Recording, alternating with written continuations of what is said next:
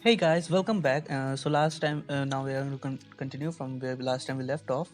So here we go. This is we were discussing about the tuples, but for the sake of revision, let's discuss few programs, right? So let's just make a simple. Very first program is very simple. There is we are going to make a simple calculator, or not just calculator. We are going to take two inputs from user and just add it. Okay. So just say that our a is an integer, a is an input which will take enter the first number, right? And b would be whoopsie, sorry, and we will take b again, and that would be same as it is. And now I would say that enter the second number actually. Now if I just say that print a plus b, so that would be actually very if you remember the one of the most important point from my last video, then you can guess the output. But if you don't remember that, then that must be, then you should revise it one more time. Let's see. So I just enter the first number as 21 and the second number is 56. See, 2156, it just concatenate these two things. Remember why? Because an input function will take whatever we pass it to it, it will take it as a string. So we are basically just adding 21 and 56 as a string. If I want to do it in an int way, then I can have multiple options for that. I can just make int a like that, or we can simply just put int over here before this a. Okay, now if I just I just forgot one more. Yeah, that's good. Now if I just input like 21 and 56, I will get my output. Okay, so these are just basics, and we just learn a lot about the strings and list and a lot of things. We will learn about each of them in the following in our next future videos, where we just solve some amazing questions which will be very great for a Python development career.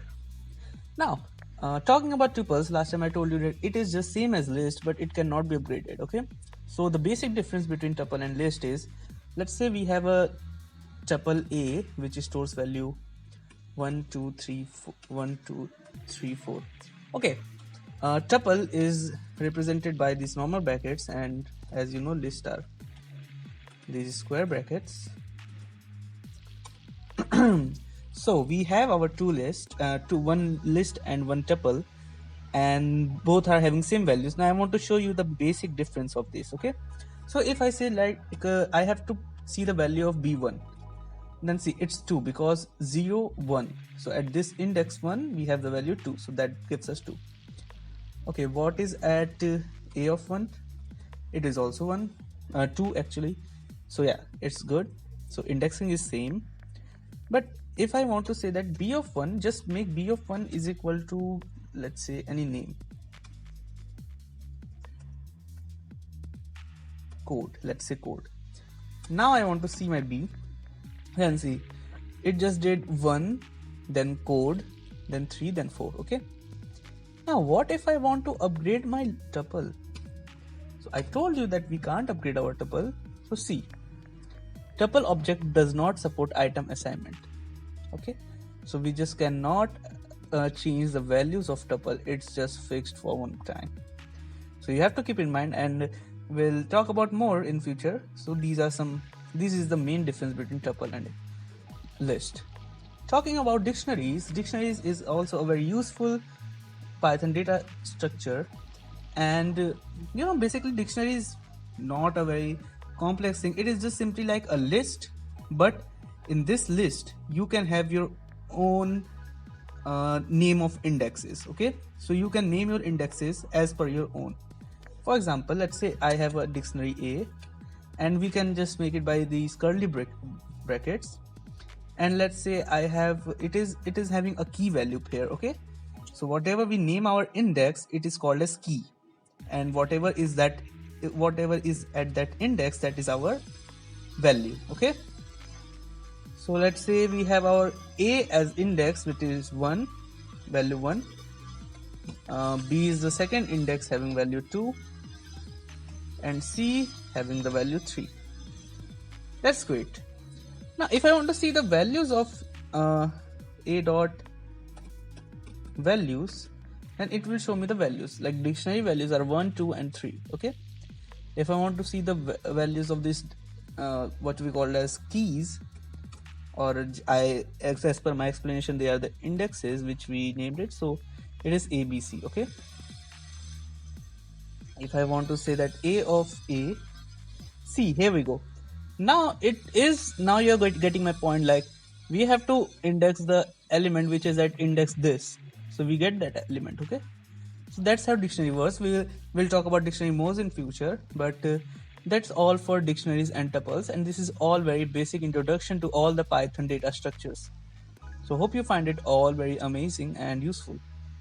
Now let's solve some problems. Okay, okay, I will save this notebook now.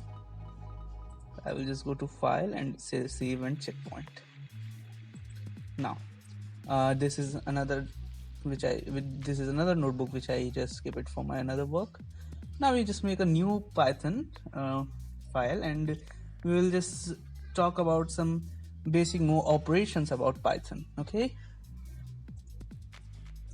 now we are going to talk about the functions. Okay, I will again make it as a markdown. Remember from the last tutorial I just taught you how to make a markdown.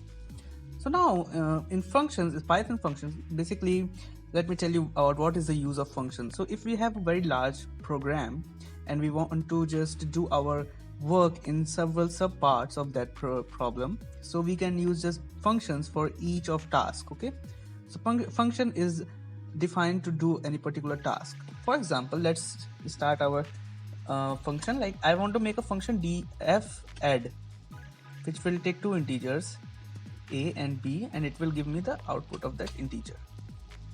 It means the addition, so it will just return a plus b.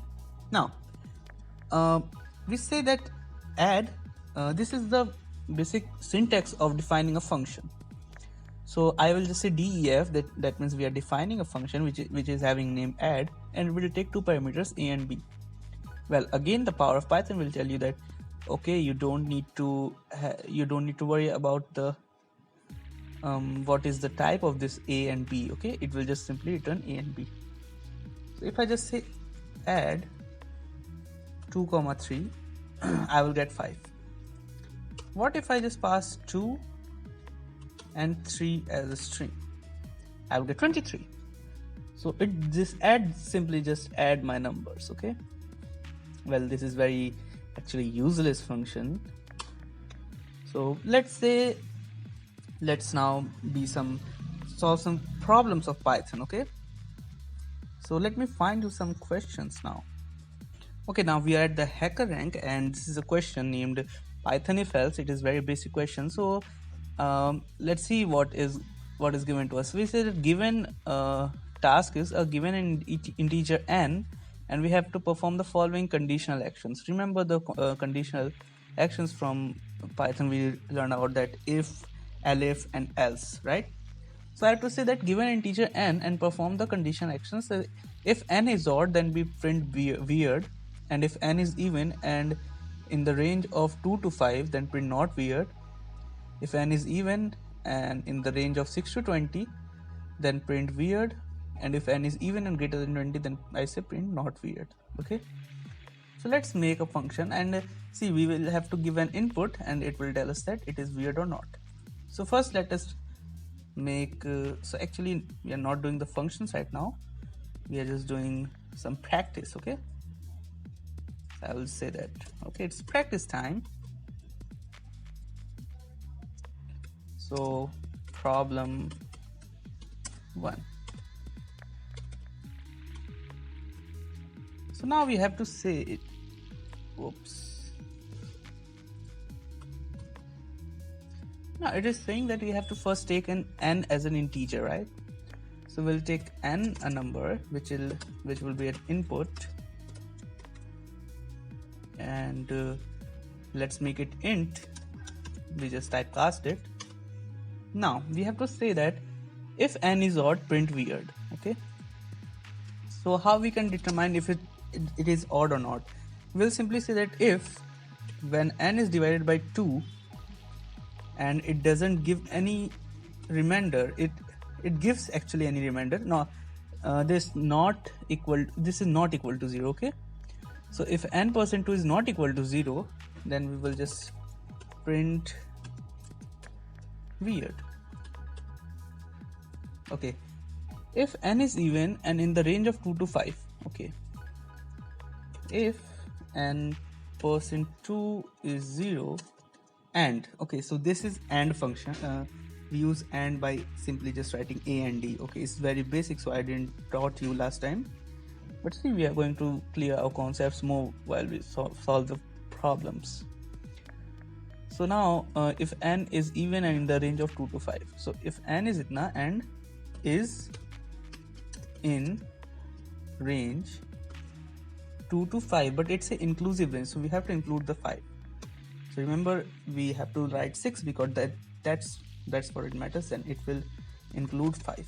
So we'll just print not weird. Now we say that n is even and in the range of 6 to 20, print weird. So we just copy this. So n is even and it is in the range of 6 to 20. Remember, 6 is not included here. Now 6 is included here, and we have to include 20 as well, so we will write 21 here, and we'll just simply print weird. Now if n is even and greater than 20, print not weird. So if n is given and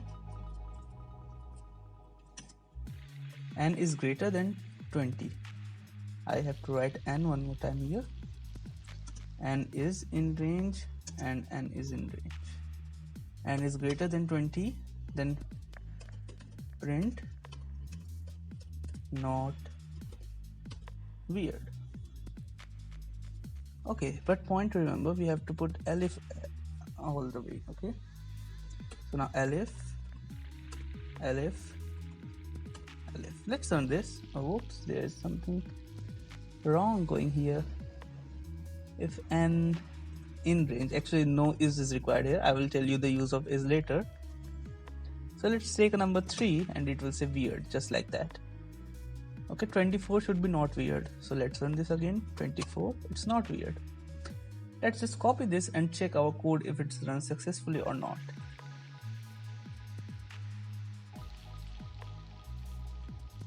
Let's run our code. Yeah, it works. Let's submit the code and we'll test on all test cases and we'll see that if it is correct or not. Okay, it will take a little time, I guess, due to the internet, but let's see what would be the output. Okay, we just passed all the cases, right?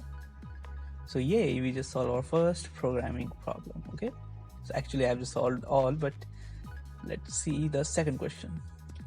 So we say that the provided code stub reads two integers from standard input, std standard input, and a and b. Add code to print 3 lines where the first line contains the sum of two numbers, the second line contains the difference of two numbers, the third line contains the product of two numbers. So actually this is very easy code. So we have to take two numbers as an input and we have to print the addition, the subtraction, and the product of these two. Okay, so we'll just say problem 2 and we'll just say that, okay, we have to take a as an integer input, then b as an again integer input, then we have to just simply print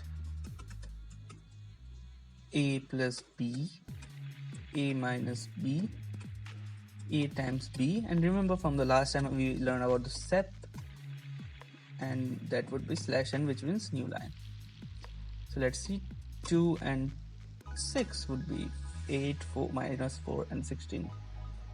It's 3 5, so we don't have to worry about that. Let's check about that. 3 and 5. So 8 minus 2 and 15. That's what we get. Let's check our code. I'll simply submit the code because I'm confident enough that it will work. And there are only 2 test cases, so we don't have to worry about that. Again, it's taking time, so let's wait. Let's check out the next question. So the provided code stub reads 2 integers a and b and logic to print the 2 lines. The first line should contain the result of integer division a divided by b, which is an integer division. Okay, I guess I told about you this double columns. Okay, so we just run this successfully. Let's close it.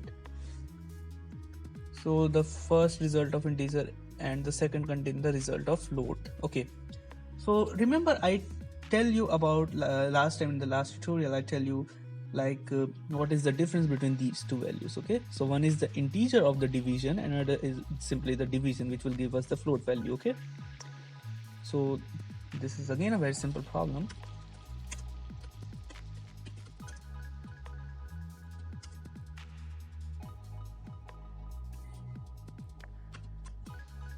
So we have to just say that, okay, we have an integer a with int input and b again with int input, and we have to just simply print a double divided by b, actually that is the integer, and a by b with sep as /n.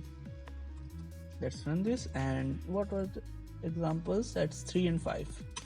3 and 5, it's 0 and 0.6, so we just get it right. Let's save and run this over here.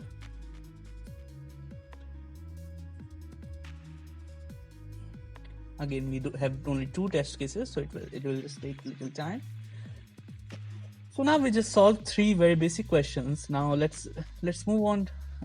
Okay, let it just run, and then we will solve some basic questions of arrays. Okay, we just passed the 2 cases. Now let's get back to the Python questions, and we will now just find some questions of arrays. Where is arrays? Basic data types. Here we go. In list, yeah, list is array. So we have to consider a list. You can perform the following commands. Okay, it's just telling us what are the commands that we can perform. Like insert, which is append. Insert and append are 2 different things. Okay, let me tell you about that. So insert versus append. Okay, remember we have a list like named A1, 2, 3, 4, 34, and let's say 56. Let's say we have a list A, and if I want to append the value 90, so we just get now let's check our A. So see, now 90 is appended at the last. What if I want to add this value at in between 1 and 2? Okay, so I will just say insert a dot insert, and I'll just pass the number. So now remember our new A is this, and I want to insert, let's say 0.5 between these 2 values. Okay, so I have to say insert 0.5 in between. Let me pass the index, which is 2, and now if I say A, oh, okay, sorry, actually it's my mistake. The index should be passed once. Okay, now we have to insert it between these 2. I just passed 2, sorry. Yeah, let me explain you. So this is our array A, then we insert, we have to pass the index and the value. Okay, so the index 1, so this is the 1th index. Actually, let me just show you again. Yeah, so this is the index 1, and we have to pass it here. I just accidentally put it 2, so that's why it just got there last time, but we just got it all sorted. So that's the difference between insert and append. So that's what is written, like insert, we can print the list, we can remove the elements, we can append, we can sort, pop, and reverse. So remove is just okay, so see the difference between remove and pop. I just told you last time, like pop the last element from the list, so it actually removes the last element, but we just get the value as a return. So whatever we are deleting or removing, we just get that value. But in remove, we just didn't get that. It just the first occurrence of that integer e, so we just pass the value. Okay, we'll see it. Okay, so now as you are clear with insert versus append, let me tell you a very cool trick about reversing a list. Okay, so before that, I would like to introduce you to a new thing which we just skipped at last, I guess. Let me check it. In tutorial 1, when we were talking about list,